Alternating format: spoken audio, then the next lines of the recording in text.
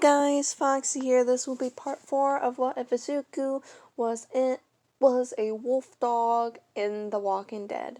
Now I know I have other videos to make. I do apologize. Right now I'm just trying to get out enough videos for this one to tide you guys over for this series before I start anything else.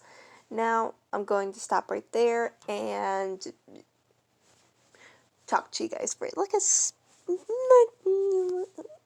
a minute, okay?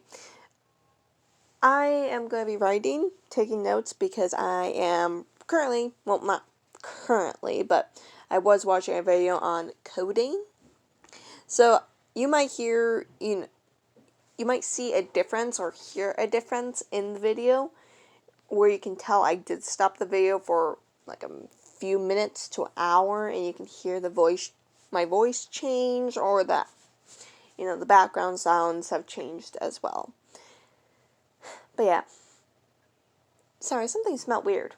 Probably one of my sister's perfumes spilt. Or something. Honestly, I have no idea.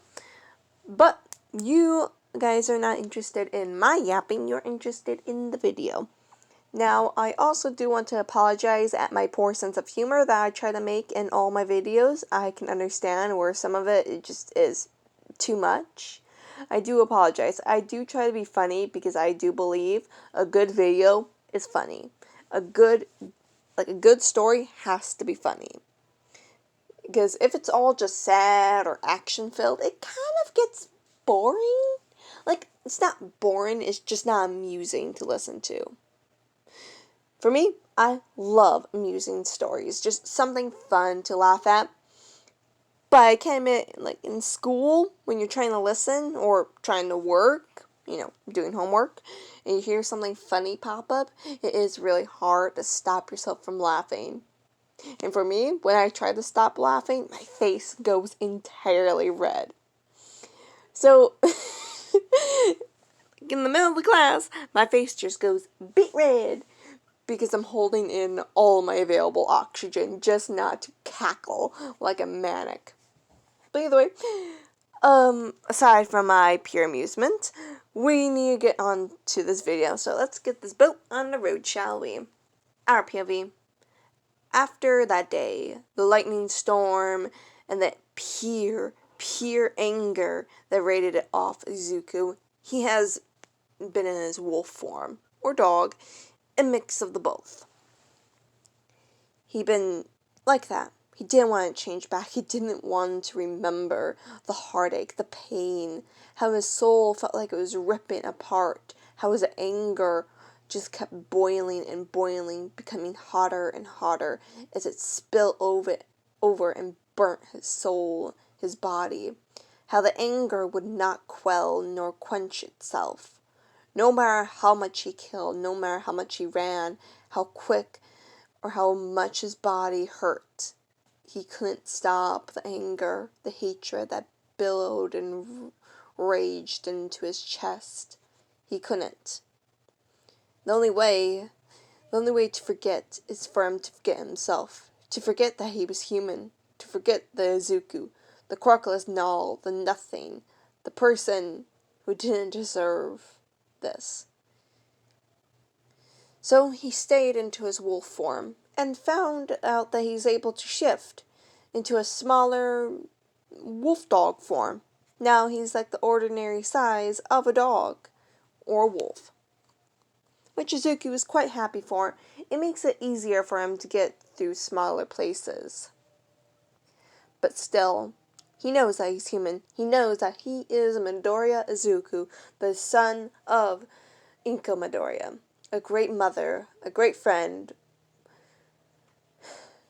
He remembers it all, even though he wishes to forget. But aside from his anger and his aversion from being human, he knows there's a new presence within the dead city, the fallen city. It's human, one in a very long time. They're quick and smart, and haven't gotten into any trouble yet. But they don't seem to realize that there is bags of food and supplies over their heads quite yet. On this day, it was nice and sunny. There was no hint of rain in the sky, nor any clouds. And the walking dead were, sparse. There wasn't so much. Izuku sighed as he rolled over onto his furry back, his green fur matted and dirty. Izuku hated being dirty, but there isn't anywhere to clean up at, and he refuses to lick off the dead's blood off his fur. That would just taste god-awful. It's worse that he has to bite them in the heads sometimes, but no, he'd rather not, or try to avoid all of the blood in his mouth. Thank you very much. Then Izuku heard it. It was a high-pitched scream of panic, but no pain. Izuku rolled all over onto his 4 feet, his metal-like nails digging within the pebbled concrete, and he jumped over. He landed on the other rooftop and kept running and running. That brought back memories. Memories of a white or grayish scarf flying by, how red eyes would gleam in the dark, how he could see the yellow goggles, black hair. Shut up, shut up, shut up, shut up, shut up!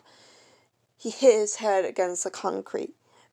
He hated these memories. He hated the lingering pain in his soul. He wanted to keel over and die right then and there. He could feel the tears picker in his eyes. He wanted to cry so much, but he couldn't. He couldn't do that. He got up, shaking though, but he kept running when the screams increased. What a fool. You can't scream in the city of the dead. His thoughts were jumbled. He couldn't put anything towards anymore. At least, not in his brain. The only thing that was running through his head was run, forget, save, hero, be a hero. Deku. Green sparks of lightning arced off him in an angelic way, and he became faster. Soon he was where the screams originated from. A man, a Korean, Chinese, Asian man, was running, his feet hitting the concrete ground with a stomp and another and another and another. He kept running, darting through and out of alleyways, trying to avoid the walking dead. But there was no ladders. They were either all broken or too slimy to actually climb on.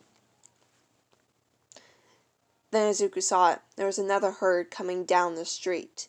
It would completely block off the guy's escape. And all the windows where he is at is currently broken.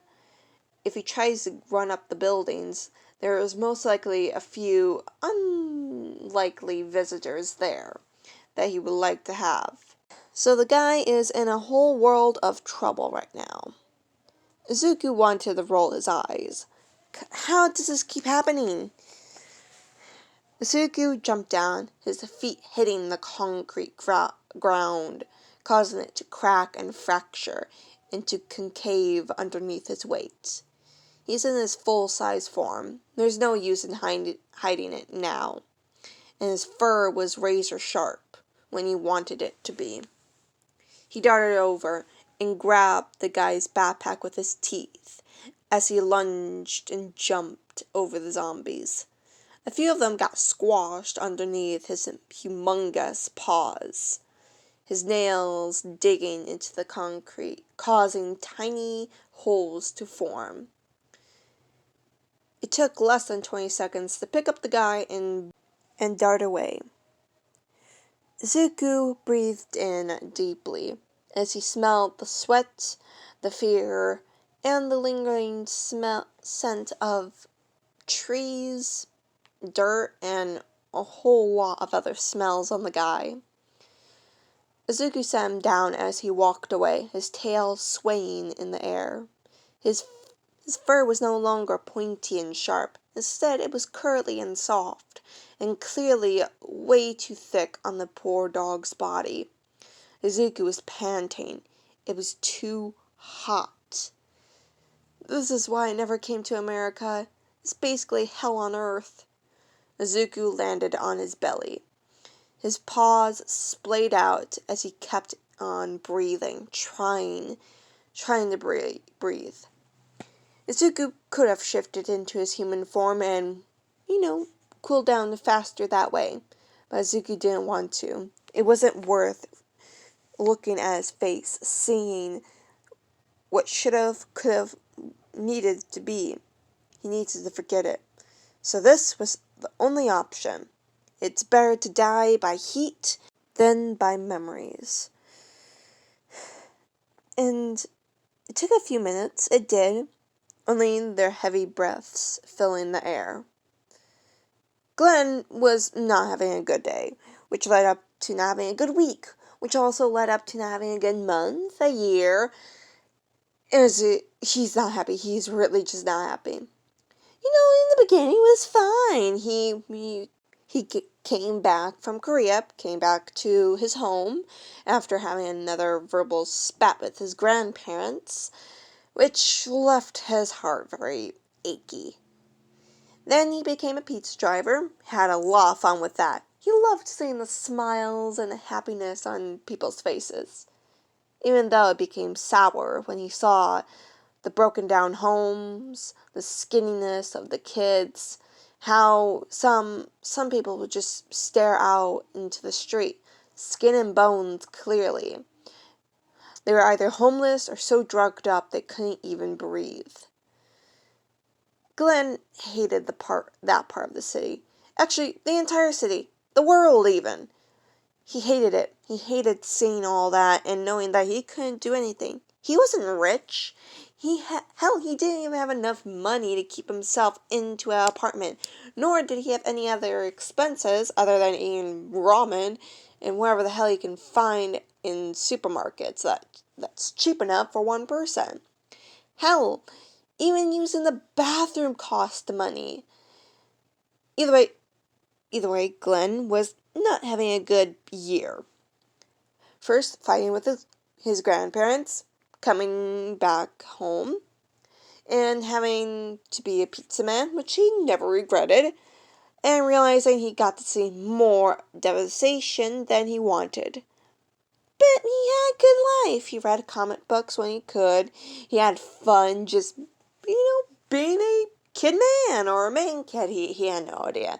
He just loved being free, even though it kind of sucked. But he didn't mind, honestly, he didn't mind. He loved his life. But then the outbreak happened. Glenn at first didn't realize what was happening. He just thought it was a bunch of humble-gumble shit. Or someone so drugged up they decided to take out a bite from his neighbor. Glenn was a optimist or a half-full type of guy of water. He doesn't know. He just tried to think best of the situation. Other than that, life was just going downhill. The zombies came to life out of comic books, started eating people, he had to run, and he had practically no supplies other than the fucking car they drove to work and from work, and around the city. And that car was already on its last legs. So it was no shock to him when it broke down on the highway away from the city. And to his complete astonishment, there were a whole gaggle of people going into the city. Didn't they not realize that the zombies are already in the city? Because they're there. And Glenn, he took the opportunity to follow behind everyone on his 2 feet. His car is completely and utterly broken. It did take a while, and a lot of effort, a lot of sweating on his part. But he got there, and everyone was so kind and warming, even though the cop dude was kind of suspicious to him. But there was kids, there was a lot of old people, a lot of people. There's people. And he loved people. Glenn loved people so much, even though he was kind of scared. But now he's in the fucking city of the dead. He's in the city that he ran away from. And he's not happy. And he hates this morning because everyone was practically telling him with their eyes to go. He wanted to refuse, but the Shane dude was very, very aggressive. And Glenn, he does not want to fight. Hell, his arms are like twigs. He would be beaten by a fucking kitten. So, yeah, he's not happy. He's not, truly not happy. The first few times it was, fine to go into the city. Nothing wrong happened. Even though he was kind of suspicious over the weather for a few days ago. But he's fine, right? No. Today was abnormal. There were more zombies around than usual. Even though the streets were almost completely clear. There were no cars, no junk. Actually, it looked like someone decided to sweep the damn neighborhood. Glenn doesn't know, nor does he want to know. He just wants to get out of here. Pick up the supplies that he needs, and run home with his tail in between his legs. If he had a tail. But now, he's on a fucking rooftop with little pebbles digging into his ass while he's looking at this big-ass green dog. Well, for one, it isn't a complete green dog. But it's green! It's not supposed to be green. Yeah, some can be white, some can be like orange red color, sure. But that's even rare. Green? Fucking green? Almost the green that could match perfectly in the woods. Hell no. Glenn is 110% sure that a dog with fur color like that, they don't exist. And that's only on the fur color. The damn dog looked like a small car, or was the size of one at least. And Glenn wanted to shit his pants so much. The dog was massive. And the dog picked him up from his backpack and practically jumped, ran, and skedaddled to this place. Glenn is still amazed that he somehow held on to his backpack and wasn't eaten alive by the damn mutt. Glenn wanted to cry. He wanted to so damn badly. First off, he hasn't lost his virginity yet. Second off, he does not want to be eaten by a dog. But Glenn could guess that would be better to be killed by a dog because at least it would be fast, and he wouldn't have the fear of turning into a monster or a zombie. The combination of the both. But still, Glenn did not want to die. He really didn't. So when the poor dog started panting and breathing so heavily, he was kind of happy. He was happy. He could have run off because clearly the dog is like really, really, really, really freaking hot. Then he felt bad, slightly, just a teeny, crumble, a little size of guilt. Then he felt really, really guilty. And the dog's fur looked so soft and thick, which is completely bad in Georgia heat. In Georgia heat, you have to either be completely skinless or born out of hell to feel comfortable. And this dog is clearly not born from hell. Actually, never mind, he might have been born from hell. Maybe green hell. The sign. Glenn doesn't know, but he knows that the dog is either going to die from heat stroke or either kill him. Glenn doesn't know which one's worse. With a sigh, he reached into his backpack. There was a bowl, and maybe it was fate or some stupid shit. But he picked it up. It was massive. It looked like it could hold a lot of water. And indeed, there was like 1 to 2 jugs of water in his bag. And well, first off, the bag isn't really his. It's a bag that he found in one of the buildings that he was working through. So, yeah, maybe it was fate. Either way, Glenn sighed and popped off the caps and poured the water, the bowl for the large dog. He sighed at his own stupidity. Why was he even doing this? What was the reason? This downright stupid. He should run. He should take the opportunity to run, try to do something, and not be prey. But he was stupid. So he pushed the bowl close to the dog. The dog shifted its head. He wanted to run. Every nerve ending in his body told him so. But yet he was frozen. He couldn't move, even when the dog came closer, crawling on his paws, lapping up the water like a dead dog. Well, the dog was close to dying in this type of heat. Glenn sighed. He felt stuffy. Stuffy from the heat, stuffy from the near death, stuffy with the big dog near him. He was just stuffed. So freaking stuffed with all different emotions. He was scared, nervous, happy. He was terrified. Absolutely guffawed at how he actually survived any of this. He was a pizza driver for Pete's sake. He was not meant to, be like this. Sure, he was good with directions and shortcuts and getting through places that he really shouldn't be in. But he was not meant to do this. His head was down, and he decided, you know what, the dog is not sentient, so I'm going to talk to it and hopefully figure out my problems myself. And with that thought, he just talked and talked and talked about how he loved and hated his grandparents and his parents, how strict and small-minded they were. Even across the world, he can still feel their disapproving glances. How he was meant to go to college. How he was meant to get straight A's and 100% on everything.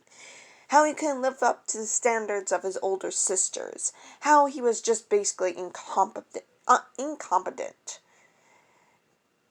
His parents were a bit better than his grandparents. They moved to America just to basically live out life in a better country or something like that. Truly, Glenn does not know why they came here.